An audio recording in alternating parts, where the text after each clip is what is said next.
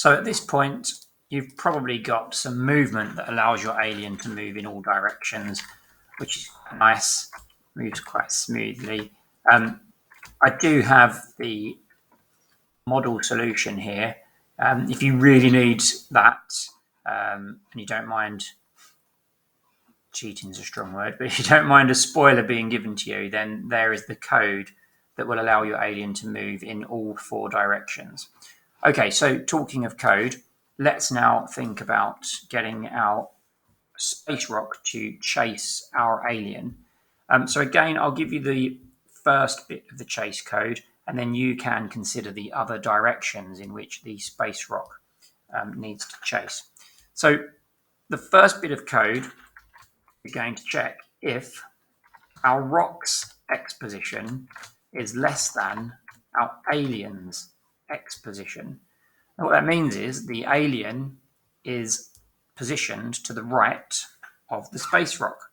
Now, if it is, it means that our space rock must move towards the alien along the x-axis.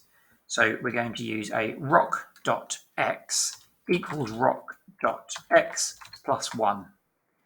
Now, you'll notice that our alien moves at a speed of 2 and the rock moves at a speed of 1.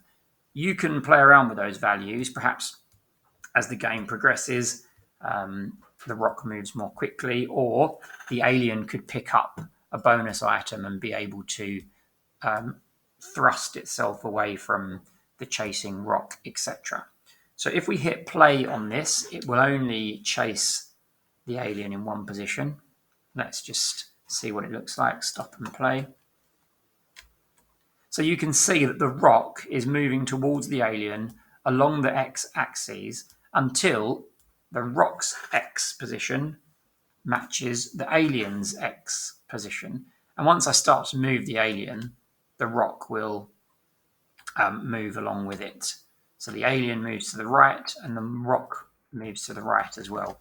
You'll need to finish the code to get the rock to chase the alien in all directions.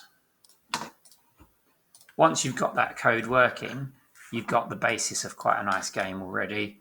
We have a space rock chasing the alien.